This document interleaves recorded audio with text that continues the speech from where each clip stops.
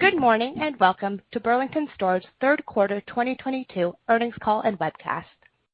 All participants are in a listen-only mode. After the speaker's presentation, we will conduct a question-and-answer session. To ask a question, you will need to press star followed by the number 1 on your telephone keypad. As a reminder, this conference call is being recorded. I would now like to turn the call over to David Glick, Group Senior Vice President, Treasurer, and Investor Relations. Please go ahead, Mr. Glick. Thank you, operator, and good morning, everyone. We appreciate everyone's participation in today's conference call to discuss Burlington's fiscal 2022 third quarter operating results. Our presenters today are Michael O'Sullivan, our Chief Executive Officer, and Kristen Wolf, our EVP and Chief Financial Officer. Before I turn the call over to Michael, I would like to inform listeners that this call may not be transcribed, recorded, or broadcast without our express permission. A replay of the call will be available until November 29, 2022. We take no responsibility for inaccuracies that may appear in transcripts of this call by third parties. Our remarks and the Q&A that follows are copyrighted today by Burlington Stores.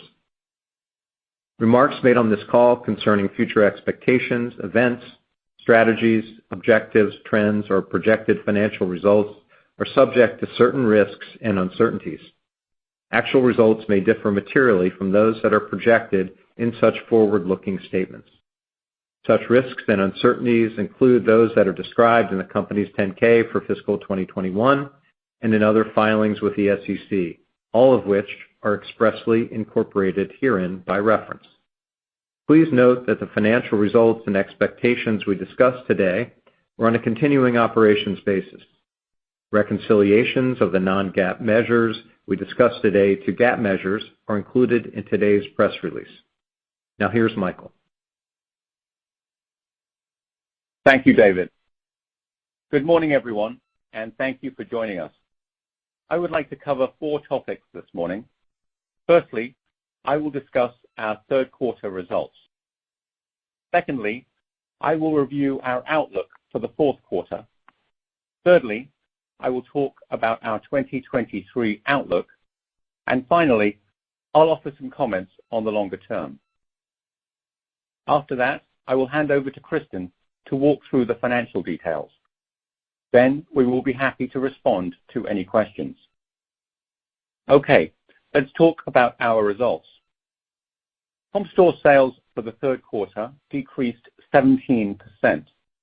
This was on top of 16% comparable store sales growth last year. As we have done on previous calls, today, when we are describing our comp trend, we will use a 3-year geometric stack. This metric is defined in more detail in today's press release. Our 3-year geometric stack was -3% for the third quarter. This was within our guidance range, but still a disappointing result.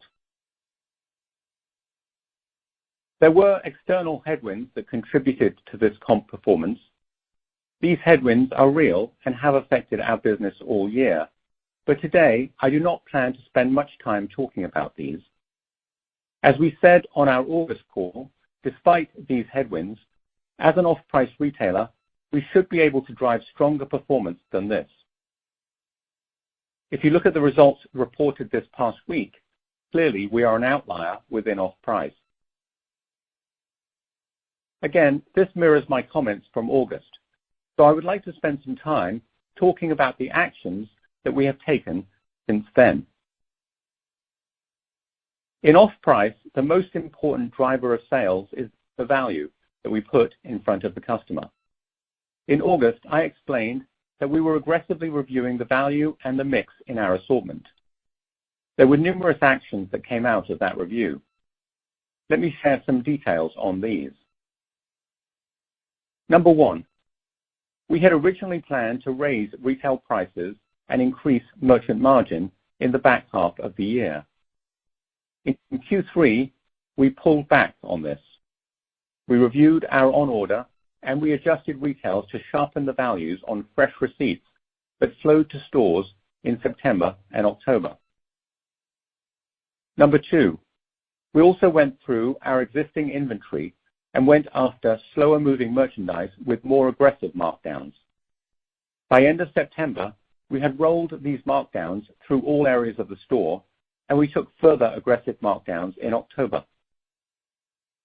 Number 3, we raised liquidity in faster-moving businesses and focused this open-to-buy on great opportunistic deals. These buys began to show up in stores in early October.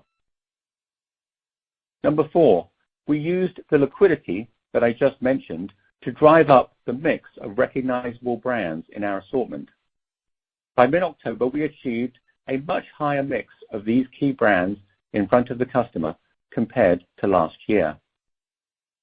Number 5, in addition, we focused very heavily on expanding our mix of opening price points across our businesses. We know that we have many need-a-deal customers for whom these lower price points are very important. And number 6, we accelerated releases of great values from reserve inventory. We pulled these releases forward from Q4 to Q3 and drew down reserve inventory from 52% of total inventory at the end of the second quarter to 31% of total inventory at the end of the third quarter.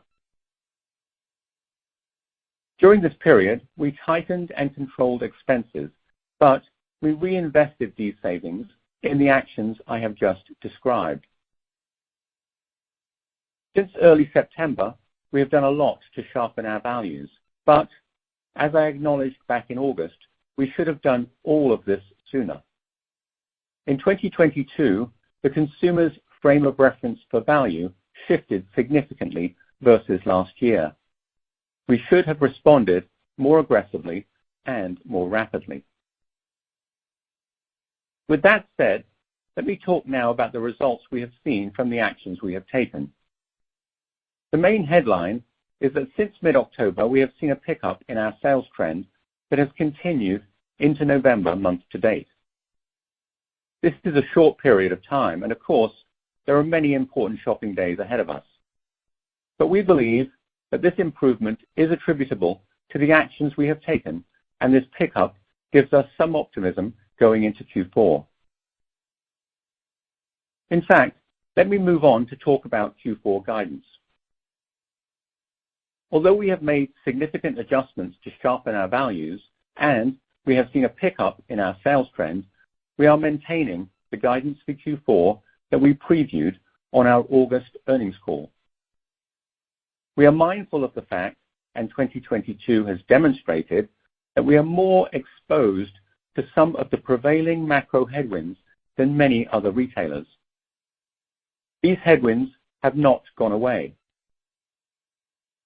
For these reasons, we are staying with the guidance that we issued in August.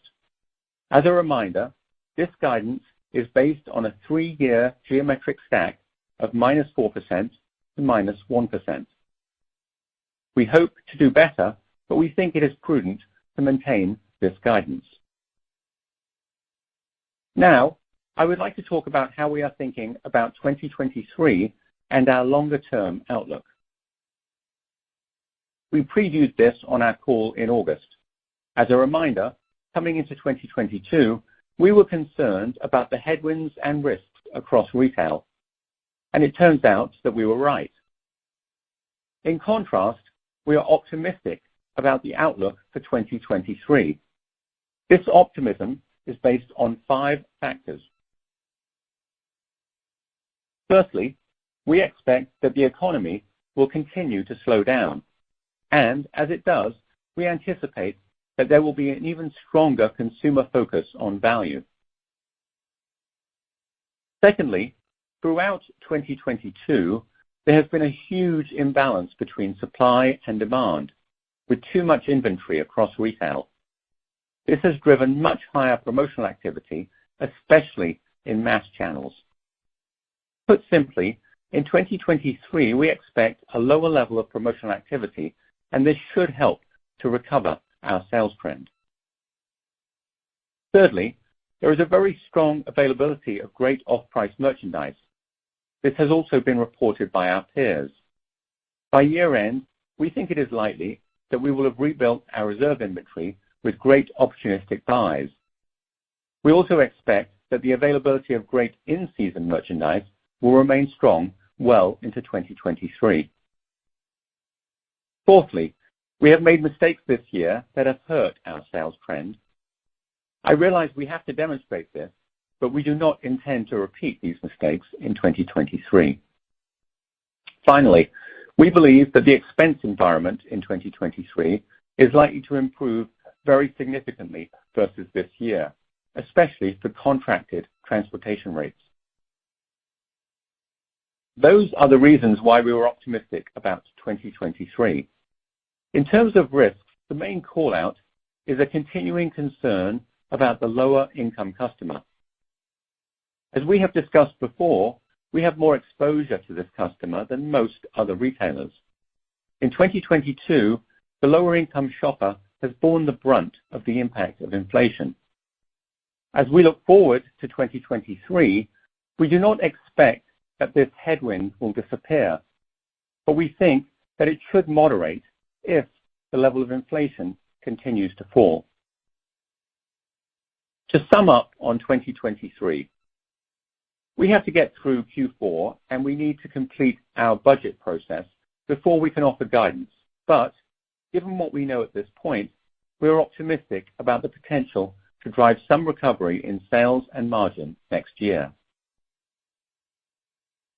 I'm going to finish up with some comments about the outlook beyond 2023. We remain very excited about the ability of off-price to continue to take market share over time. We also remain confident in our ability to improve our execution of the off-price model and thereby drive higher sales and margin.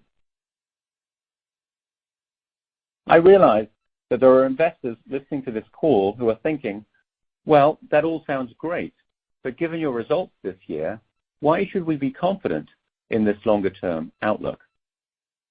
Let me address that question. I'll start by saying that we do not believe that any of the issues we have faced this year have been what you might call structural. For example, there's been no issue with getting access to great supply and great brands. In fact, I can't recall a time when off-price supply has been better. Rather than a structural root cause, I think there have been two key drivers of our poor performance this year. Firstly, the macro headwinds have been real, especially the impact of inflation on the lower-income customer. This has hurt us more than most other retailers. But this is not a permanent structural change. Rather, it is temporary and driven by the economic cycle. This impact will recede over time. I would describe the second key driver of our poor performance as being developmental. In the last few years, we have been transitioning to become more off-price. For example, we have been investing in our buying capabilities. By the end of this year, our buying team will be almost 50% larger than it was in 2019. It is important to note that much of this investment is now behind us. This pace of growth has already naturally slowed. The focus going forward will be on how to take greater advantage of this improved buying capability to drive sales and margin growth. So to sum up, we are excited about the prospects for off-price and, despite our disappointing performance this year, we are confident in our ability to drive improved execution and significant sales and margin recovery over the next few years. I would now like to turn the call over to Kristen to provide more details on our Q3 results and our rest of year guidance. Thanks, Michael, and good morning, everyone. Let me start with some additional financial details for the third quarter. Total sales in the quarter were down 11%, while comp sales were down 17%. As Michael mentioned, our 3-year geometric comp stack was a negative 3%. Comp sales and adjusted EPS came within our guidance range. For Q3, our adjusted EPS was 43 cents, which was within our guidance range of 36 to 66 cents. The gross margin rate was 41.2%, a decrease of 20 basis points versus 2021's third quarter rate of 41.4%. This was driven by a 90 basis point decline in merchandise margin, which was partially offset by a 70 basis point decrease in freight expense. The decline in merchandise margin was driven by the more aggressive markdowns that Michael referenced in order to sharpen our values. Product sourcing costs were $178 million compared to $173 million in the third quarter of 2021, increasing 120 basis points as a percentage of sales. This deleverage was driven by buying and supply chain costs. Buying costs deleveraged on the 17% comp decline, while supply chain costs were higher than expected, primarily due to a pull forward of Q4 receipts and the higher mix of true closeout merchandise, which is more labor intensive to process. Adjusted SG&A was $544 million versus $582 million in 2021, increasing 140 basis points as a percentage of sales. This was driven by the overall deleverage on the sales comp decline. Adjusted EBIT margin for the quarter was 2.7%, 340 basis points lower than the third quarter of 2021. Given where our comp store sales actualized within our guidance range, this margin decline is what we would have expected given our Q3 EBIT margin guidance for a decline of 260 to 360 basis points. Relative to our Q3 2019 adjusted EBIT margin, 2022's third quarter adjusted EBIT margin declined by 520 basis points.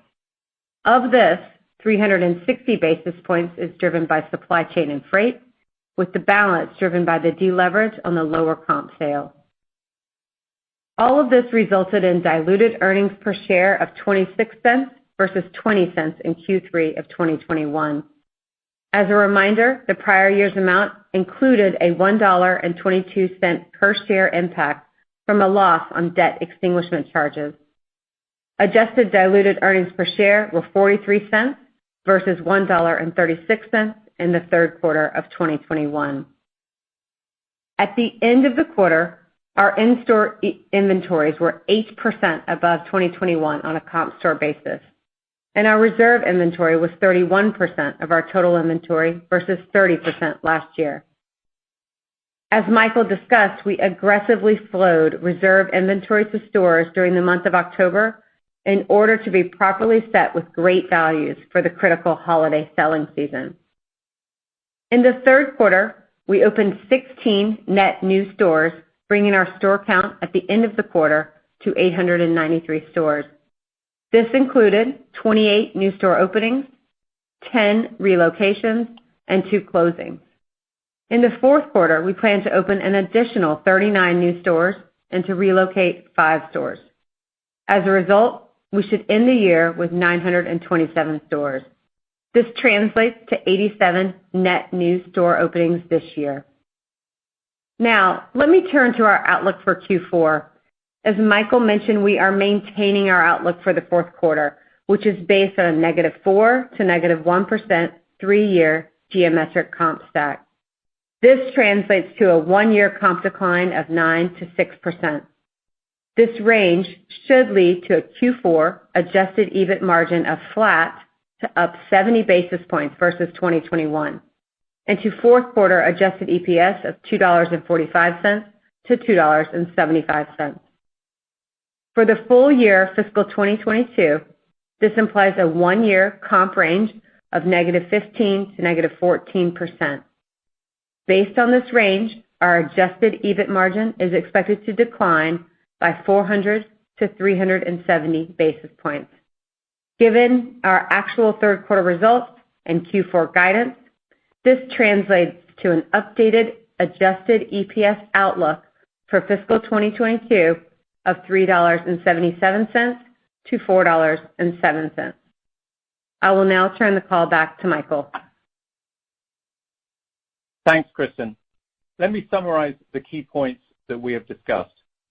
In August, we took a step back to challenge and reset the values and mix in our assortment. We made significant changes. We believe that these drove the improvement in our trend towards the end of the quarter. Despite these changes and the improvement in the trend, we are cautious. 2022 has shown that we are more exposed to the prevailing macro headwinds than many other retailers. So despite the recent improvement, we are maintaining our previously issued guidance for Q4. Looking ahead to 2023, there are several reasons why we are optimistic about the outlook.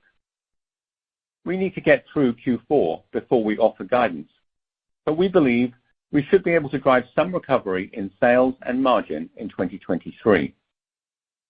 Lastly, as we look further out, we remain confident in the prospects for the off-price model and in our ability to drive improved execution of that model over time.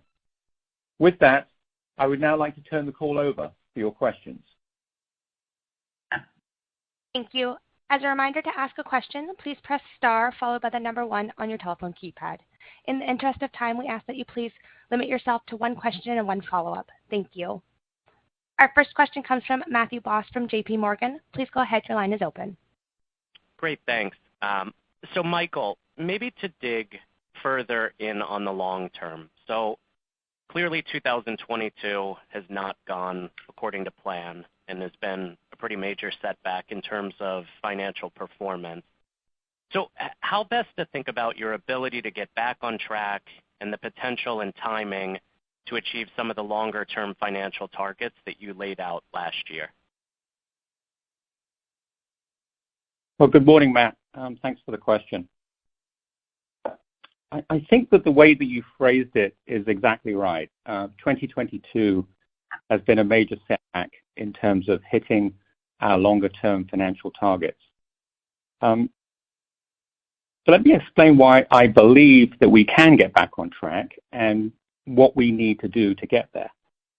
Firstly, the reason why I believe we can get back on track is because nothing fundamental or structural has changed. That's kind of what I was getting at in the prepared remarks. There have really been two key drivers of our performance this year. Firstly, macro headwinds, which have been significant, but I don't see those as being permanent. They're just part of the economic cycle. And secondly, our own mistakes, driven by poor execution. So the long-term opportunity, in my view, has not changed. But let me talk about what we need to do to get back on track as we go after that opportunity. The number one priority is sales. We have to drive sales. The only way to do that in our business is to continue to improve our ability to deliver value to the customer. I realize 2022 has not been a good advertisement for our ability to do that, but we'll learn from the mistakes that we've made this year. The other aspect of getting back on track to our longer-term financial targets is to drive earnings as well as sales. If you look at the deleverage in our operating margin this year versus 2019, it comes from two sources: expense deleverage, lower sales, and higher freight and supply chain costs. As I just said, our number one priority as we get into 2023 and beyond is to drive sales. If we can do that, then we can drive leverage. But we're also very focused on driving down freight and supply chain expenses as rates and as external conditions start to normalize. It's too early to put a more specific time frame on it, but I believe that we can get back to our 2019 margins within the next few years. In addition, as we've talked about before, there are longer-term initiatives that should help us to deliver an even stronger margin over time. For example, the rollout of our smaller, more profitable new store prototype. I guess let me finish up by saying we've deliberately not provided a formal update to the longer-term financial model that we shared last year. I'm still very confident in our ability to achieve those longer-term financial targets, but frankly, for an update to that model to have any credibility, we have to get through 2023 first. We really have to demonstrate improved performance and execution. Great. And then maybe a follow-up on new store openings. So it looks like you're on track to open 87 net new stores this year. That's a bit shy of your original target of 90. Could you just provide any additional color on that? And should we interpret this as a slowdown? It's a good question. You're right. We had originally planned to open 90 net new stores this year, but we're now expecting to open 87. The short answer to your question is that there were some supply chain delays with air conditioning equipment and other stuff like that. So a small number of stores slipped. That small number of stores will open in the spring. So we now expect to end this year with 927 stores. As a reminder, our long-term target is 2,000 stores. That has not changed. Also, as we've announced previously, we expect to open between 500 and 600 net new stores over the next 5 years, over that entire period. The only update is that the actual number may vary slightly more year by year. The reason I'm calling that out is that we expect that there'll be some bricks and mortar retail consolidation over the next few years. That could have a very positive impact on the quality and availability of real estate locations, but it's hard to predict what that looks like year over year. And that means that the number of openings could be higher or lower in 1 year versus the next. So bottom line, the overall target has not changed, but the number of openings in any specific year might vary more depending on the availability of locations. It's great color. Best of luck. Thank you. Our next question comes from Ike Boruchow from Wells Fargo. Please go ahead. Your line is open. Hey, good morning, Michael, Kristen, David. I guess, Michael, first question for you, I want to focus on inventory levels. Any chance you could provide maybe some additional detail on inventory levels on where you ended Q3 and where you expect these to be at year-end? And then maybe also it sounds like the off-price buying environment is very attractive.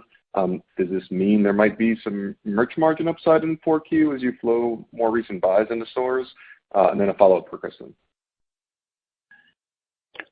Well, good morning, Ike. I think the best thing to do is separate out our store inventory from our reserve inventory. Our store inventory is obviously what's available for sale to customers in our stores. Reserve inventory is obviously goods that we've packed away for later release. At the end of Q3, our store inventory was up 8% on a comp store basis. We actually expect to drive that inventory level even higher in the run-up to holiday. The reason for that, and you'll remember this, last year we suffered significant receipt delays, which created holes in our assortment during this critical selling period. And as we lap that impact, obviously our store inventory is going to be higher year over year. Similarly, at year end, I would anticipate that we would have much higher store inventory levels than last year. Last year, our store inventories were just too lean going into the spring. And again, you'll remember that together with receipt delays really undermined our sales trend in February and March. So our plan is to start the spring season with much higher store inventory level than we did last year. Let me move on, though, and talk about reserve inventory. In Q3, we released a lot of receipts out of reserve to build up our store inventory levels as we entered Q4. Now, it's going to depend on the opportunities that our buyers find in the market, but I would expect that by year end, we will have built back up our reserve inventory. But again, that'll depend on opportunities. On the last part of your question, yes, the off-price buying environment right now is very attractive. There are a lot of great deals. And ordinarily, I would agree that should drive merchant margin upside, but I think that that's unlikely to happen in Q4. As I described in my prepared remarks, our overriding focus in this environment is to offer great value in order to drive the sales trend. And that means that we'll be passing along great deals to our shoppers. Got it. And then, Kristen, maybe can you give us a little bit more color on the 4Q guide from a margin perspective? I think so you're calling for flat to up slightly EBIT margin. Given the significant decline in the third quarter, can you just walk us through the big drivers of the improvement that you're kind of embedding for the holiday? Sure, Ike. Thanks for the question. So first and foremost, our 3-year comp stack is similar to what we guided to in Q3. The 1 year is actually several hundred basis points better, given that last year our Q3 comp was a +16, and then Q4 moderated to +6. And while we are maintaining that Q4 guidance, as Michael mentioned, since mid-October, we've seen a pickup in the sales trend. And despite a warm start to November, our month-to-date sales trend is slightly above the high end of our guidance range. So this gives us confidence in that guidance. So given the improved one-year comps for the fourth quarter, expense deleverage moderates somewhat on each line in the P&L, particularly in SG&A. And then coming down to gross margin, we expect to see favorability or leverage in freight expense, given the dynamics of what's happening in transportation costs. That headwind's moderating. As a reminder, last year, those were peak import freight costs in Q4, so we're lapping that.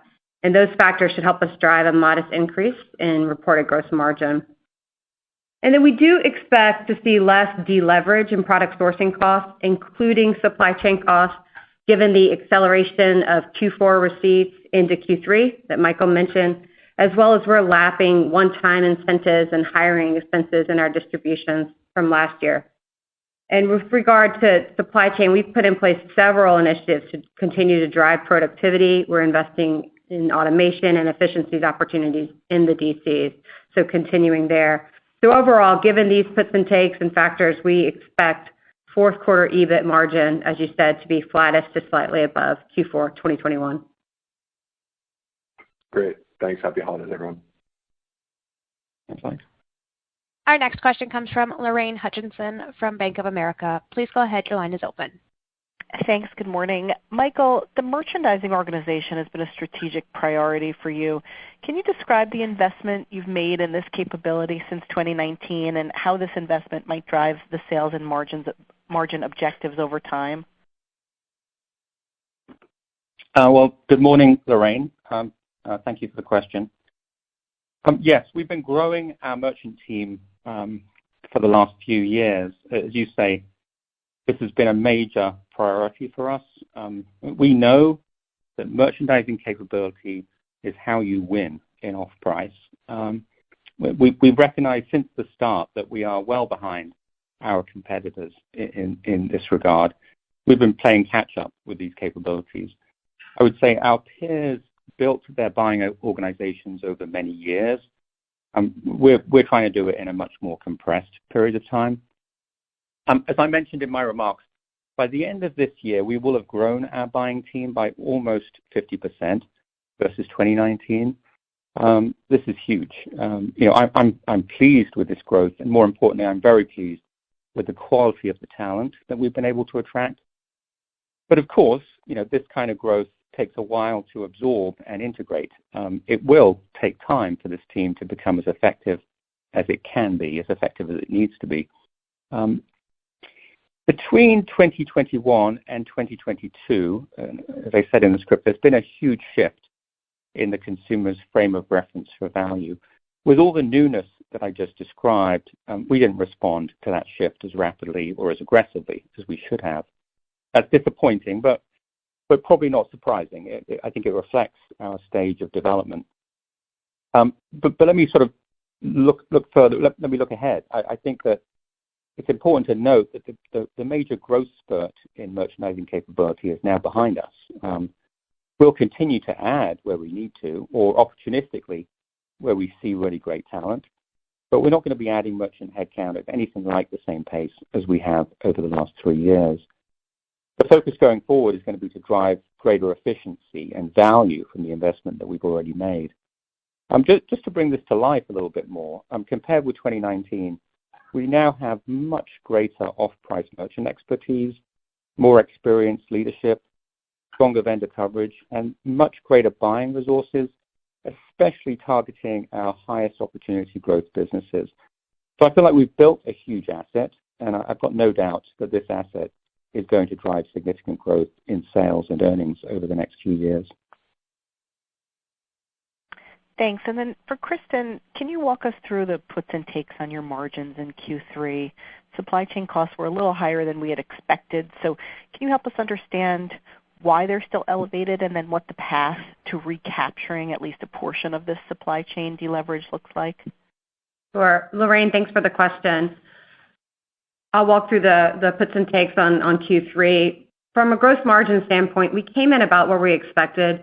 Merchandise margin was down 90 basis points, and freight, lower by 70 basis points, came in largely in line with what we were expecting. SG&A did come in lower than we had planned due to strong expense control, but as you noted, we did incur higher than expected supply chain costs. These were offset in the context of our guidance with that lower SG&A, but it was higher. So let me walk you through the key factors on supply chain.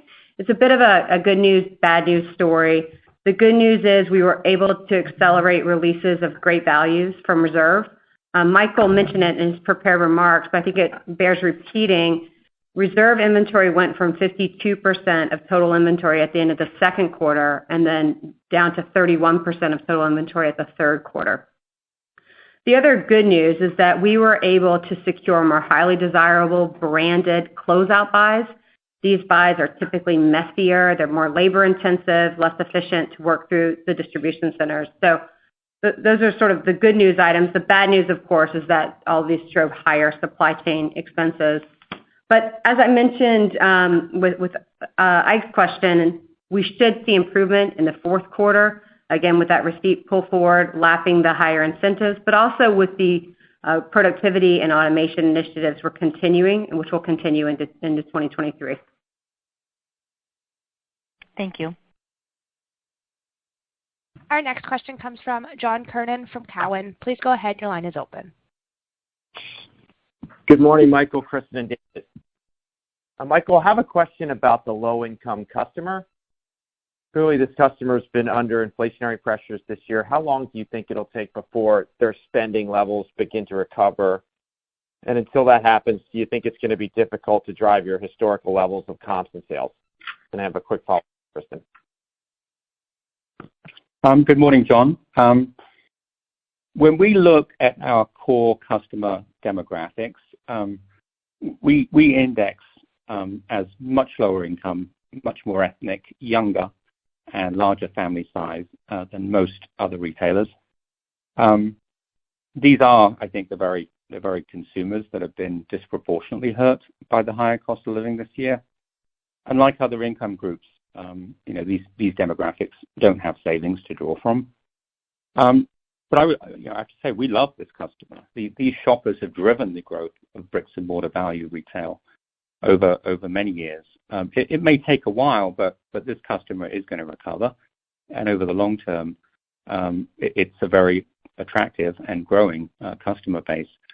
As we look forward to 2023, we anticipate that this low-income customer will continue to be pressured economically. Our optimism around 2023 is not predicated on a sudden bounce back by this customer group.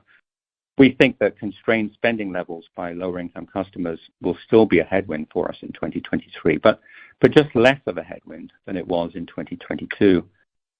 So our optimism about 2023 is driven by other factors, specifically a greater focus on value by other income groups and therefore more trade-down traffic, less of an inventory overhang and therefore lower promotions, especially in mass retail, an improving expense environment, especially for contracted freight, and lastly, of course, better execution by us as we lap our own mistakes from this year.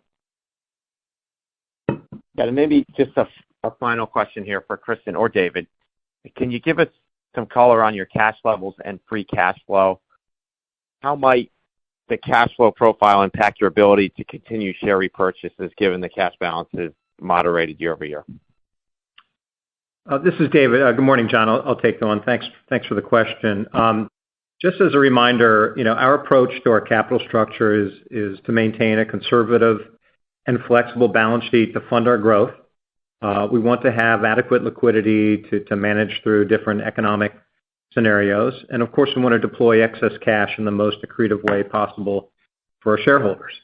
Now, 2022 was a really unusual year from a cash flow perspective, particularly as it related to working capital. That was a substantial use of cash. Why? We really rebuilt our inventory levels, especially our reserve inventory, which we've talked about on this call. In addition, we continued to invest in our growth with over $500 million in forecasted CapEx this year, and we still repurchase stock, having bought back approximately $250 million in shares year to date, and we also paid down about $65 million in debt earlier this year. So, as a result of the actions that I just walked you through, in addition to lower EBITDA levels, our excess cash balance has certainly moderated from 2021 levels. That said, if you look at our balance sheet at the end of the third quarter, we had nearly $1.3 billion in liquidity, including $429 million in cash, which we would expect to build seasonally as we go through Q4. But given the challenging operating environment, we would expect a more modest pace of buybacks going forward, perhaps more similar to our activity that you saw in Q3. But we're going to remain flexible in our approach and react to the environment appropriately. The outlook remains very uncertain, and we want to take a prudent approach to how we manage our balance sheet. But as we look forward to 2023 from a cash flow perspective, it is important to recognize that we do not expect working capital to be the drag that it was in 2022. As Michael talked about earlier in his prepared remarks, we are optimistic that EBITDA can begin to recover in 2023. So we should be able to generate sufficient free cash flow to not only support the growth of our business and maintain adequate liquidity, but return excess cash to shareholders, probably at a similar pace as we did in Q3. And how we deploy that excess cash, that's always a function of what we view as the most accretive avenue for our shareholders. Now, all of this depends on our results and of course, the environment we're operating in, but at a high level, that's how we're thinking about our cash flow. Great. Happy Thanksgiving and best of luck in the holidays.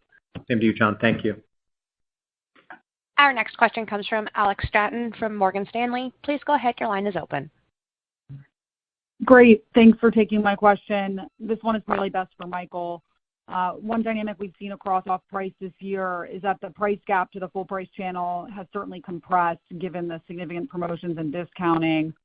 But now that players like Walmart and Target seem more clean on apparel inventory, perhaps that's an opportunity for next year, and even into the fourth quarter. But I guess at the same time, some of the more specialty retailers continue to have high inventories heading into the fourth quarter. So there's definitely some puts and takes. I'm just wondering, how do you think about that value gap dynamic as it relates to Burlington in both the fourth quarter and then into next year? Thanks.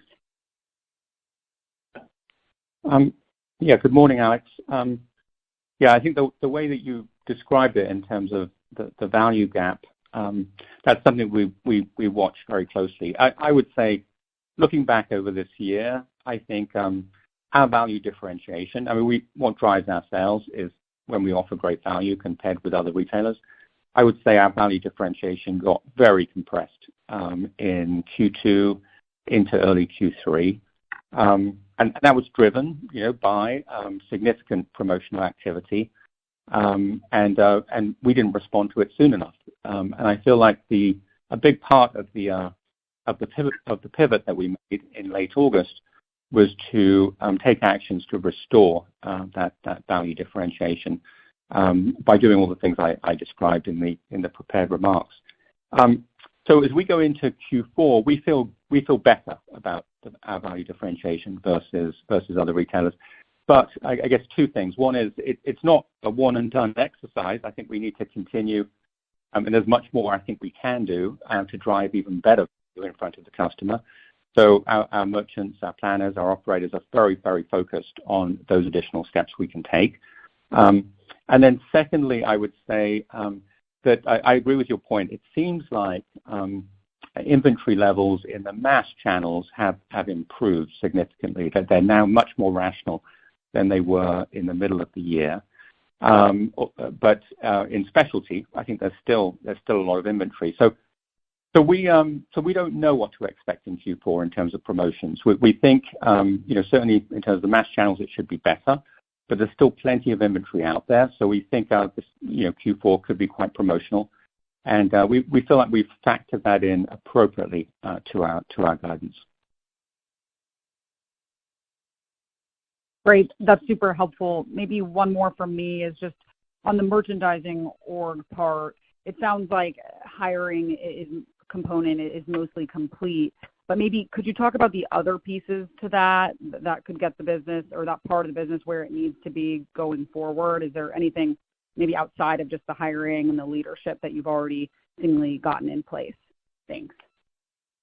Yeah, actually, it's a really important point. Growing our merchandising capability isn't just about headcount. Obviously, headcount and bringing in talent is important, but it's also about processes and tools.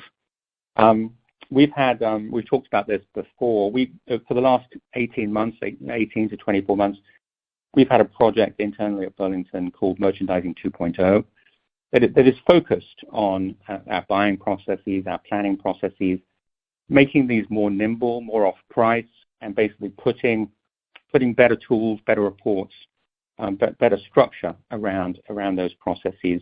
I would say that this has been probably the most important project in the company, certainly one of the most important projects in the company.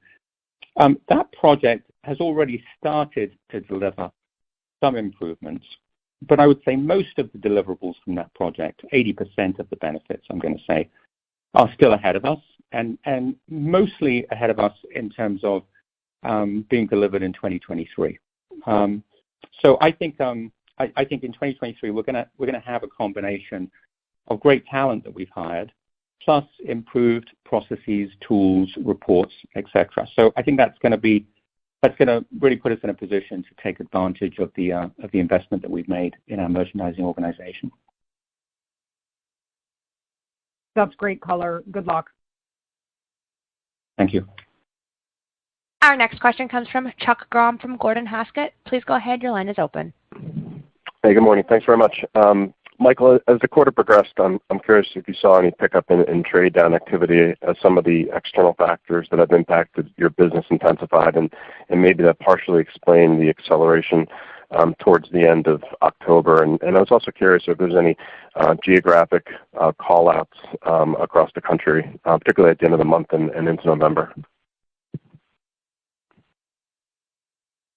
Sure. So let's start with the trade down. I would say that we don't yet have any clear evidence of a trade down customer in our stores. I think I may have said this in August, but with the external promotional environment being what it is, I just think the incentive, the motivation for a trade down is diluted. You don't need to come to our stores if you can get great deals elsewhere. Now, given the changes that we made in August, I do feel like as we finish Q3, our assortments and our values were a lot more compelling. And again, I want to be careful that there's much more we need to do and we can do. But I think as we make our assortments more compelling, I think we will see a trade down customer in our stores. It's just I can't say that we have a lot of evidence of that just yet. On your question about sort of regional variations, there wasn't a lot to call out in terms of regional performance in Q3. I would say that the comp performance on the West Coast has trailed the chain for most of the year. That continued in Q3. But other than that, our regional performance has been fairly broad-based. Okay, thanks very much. And you just touched on this a little bit in the last question, but a lot of the conversation recently with you guys has been on the build out of the systems, right? So the buyers and merchants can be more efficient and use the tools to make real-time decisions. Can you just maybe go a little bit of a layer deeper on steps on that journey? You talked about a lot of that happening in 2023, but just be curious, a little bit deeper explanation on that front. Yeah, sure. I guess I would take a step back and I would say as I've already described, we've grown our merchant team by almost 50% since 2019. I think we can get better value, more value, more effectiveness out of that team as we add improved processes, tools, reports, etc. I would say historically at Burlington, but when I arrived in 2019, don't get me wrong, Burlington was an off-price retailer, but many of the processes that we had, many of the tools and reports that we had they looked a lot like the processes, tools, and reports that you might find at a department store rather than an off-price retailer. So that's what I meant by our Merchandising 2.0 project. It's really to take all those tools, processes, et cetera, and really sort of reconfigure them through an off-price lens. And as I say, I feel like a lot of that work will be delivered in 2023. There's another piece to this, though, which actually has less to do with tools and processes. It's more about, I guess, what I would call, in any organization, I would say that there's an experience curve. I think, again, when I arrived in 2019, there's no question Burlington was an off-price retailer. But over the last 3 years, we've been attempting to become more off-price. And I think we need to get further down the experience curve. We need to manage ourselves down the experience curve to make sure that as we do that, we're as effective as possible and we get value out of the investments that we've made in people and systems and reports, et cetera. Great. Thank you, Michael. Thanks. Our next question comes from Mark Altschwager from Baird. Please go ahead. Your line is open. Good morning. Thanks for taking my question. Michael, you mentioned a higher mix of branded merchandise. What is the mix of the key brands now versus pre-COVID? Wondering if there's a way to contextualize that. And what's giving you the confidence that the favorable buying environment, including the favorable in-season buying environment, will continue into next year? Sure. So Mark, on the first question, I think the best way to look at our mix in now versus pre-COVID is actually sort of our mix of off-price, what I'll call off-price buys, true off-price buys, versus what many retailers would call an upfront buy, something that you buy before the season and you're negotiating with the vendor for. Our mix of true sort of off-price buys is much higher now than it was in 2019 or historically. That's a key part of our strategy. Now, because our mix of off-price buys is higher, we're able to go after more and more interesting brands because we're buying them opportunistically. So if I look at 2022 versus 2019, we've moved the needle fairly significantly in terms of the mix of our business that I would call as true off-price. The second part of your question was the buying environment. I think the truth is the buying environment, and other retailers, other off-price retailers have reported the same thing. The buying environment right now is tremendous across brands, across categories, and from our point of view, that offers a short-term opportunity, obviously, because it means we can get great merchandise that we will either flow to stores or we'll put in reserve. But it also provides us a bit of a strategic opportunity because part of the catch-up that I described earlier when I was talking about the merchandising organization also applies to our vendor network. So this kind of environment gives us a chance to open up new vendors and or develop and grow existing vendors. So the buying environment right now is very favorable for us in the short term and, as I say, strategically. What would I expect? How would I expect that buying environment to evolve? I would say that I think there's going to be great deals in the market, certainly for the next several months. Beyond the next several months, it's always hard to tell. It will depend, I think, on what happens to overall consumer demand next year. If consumer demand next year weakens, and specifically if it turns out to be weaker than the outlook that vendors and retailers have used to set their production forecasts, then we should continue to see a fairly plentiful supply of off-price. I think there's a reasonable chance that that's how things will play out. Thanks for the detail. Best of luck. Thank you. Our next question comes from Brooke Roach from Goldman Sachs. Please go ahead. Your line is open. Good morning, and thank you so much for taking our question. Earlier in the call, you commented that you believe that you can get back to 2019 margins within the next 2 years. Can you provide a little bit more commentary around the drivers, the cadence of recapture, and your degree of confidence in that recapture? Perhaps you could bucket the proportion of the margin improvement that's embedded there between each of kind of the key drivers of freight rates, supply chain leverage, and other margin categories. Good morning, Brooke. Yeah, it's a good question, and we are. Let me start with sort of the buckets that we're going to have that we need to drive in order to recover our margin back to 2019 levels. I think there are really 3 key drivers. There's sales, as I talked about. That's this year our comp sales is obviously very negative. And with a very negative comp sales, we've experienced significant fixed expense deleverage. So the number one priority is to drive sales. And I would say a good chunk of what I've talked about this morning has been around how we're going to do that. And it's really around driving sharper value in our assortment and also getting our merchant organization to be more effective in sharpening that value and therefore driving sales. So that's priority number 1, above all, drive sales. Sort of lever number 2, if you like, is freight and supply chain expenses. Those expenses ran up significantly over the last couple of years for lots of reasons that we all understand. But we're already starting to see some improvement, I would say, certainly in freight rates.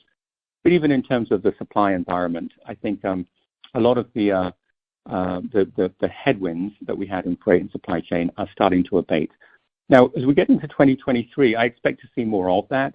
It's hard to quantify it too precisely because there are other things that could affect those numbers in 2023. For example, diesel costs right now are pretty high, and depending upon what happens with those, they could partially offset some of the benefit we might see in terms of lower freight rates.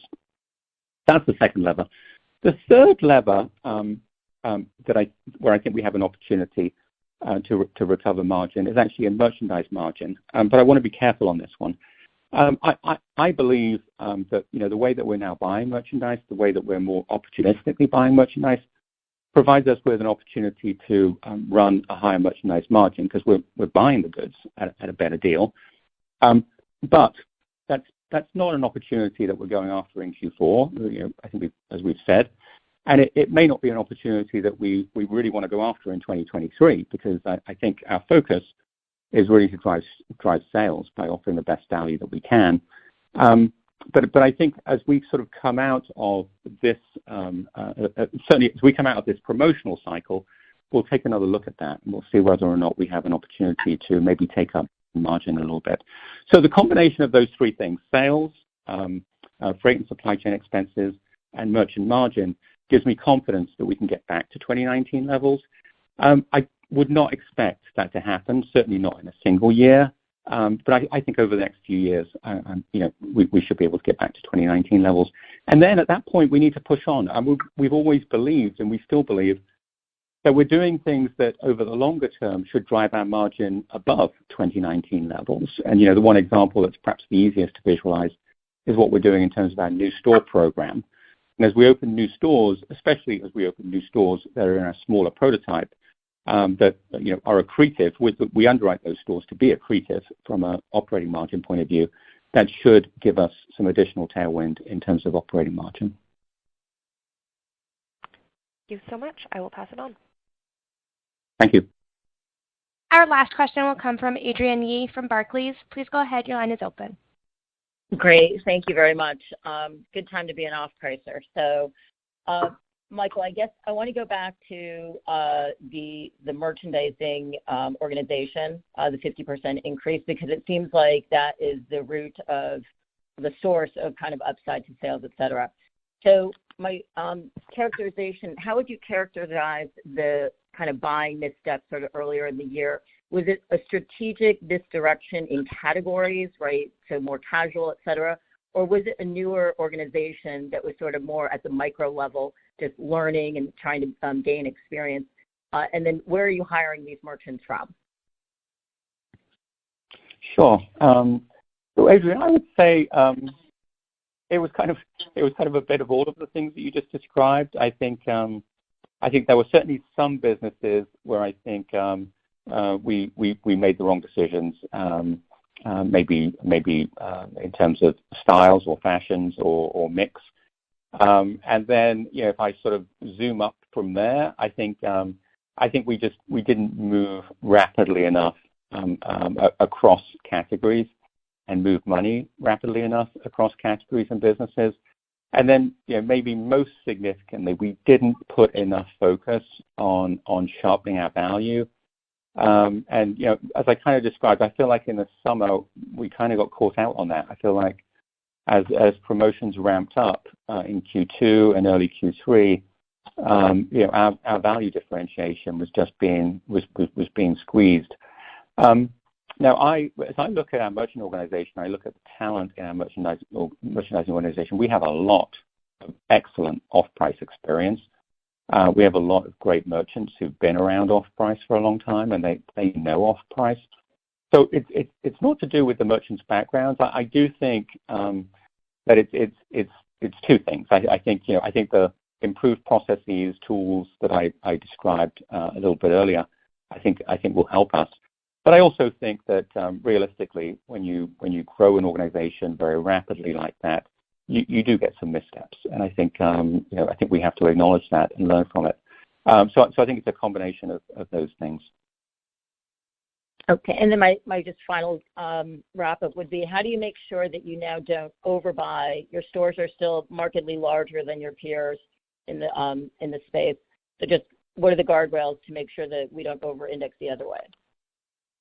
Yeah, that's a good question. The key thing to understand, and this is something we put a lot of focus on this over the last 3 years, is that the amount of inventory that we buy, the volume of receipts that we buy, has absolutely nothing to do with the size of the store.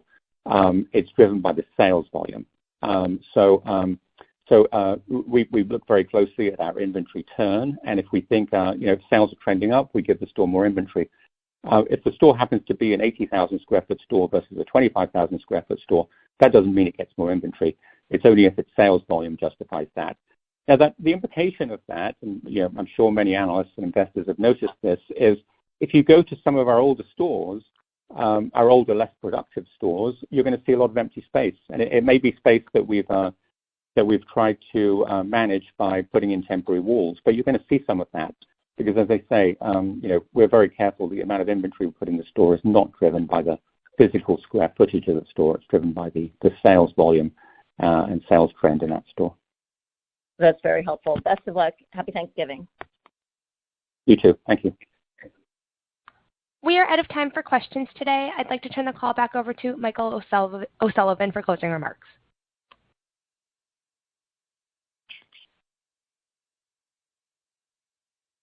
Let me close by thanking everyone on this call for your interest in Burlington Stores. We look forward to talking to you again in March to discuss our fourth quarter and full year 2022 fiscal results. Thank you for your time today. This concludes today's conference call. Thank you for your participation. You may now disconnect.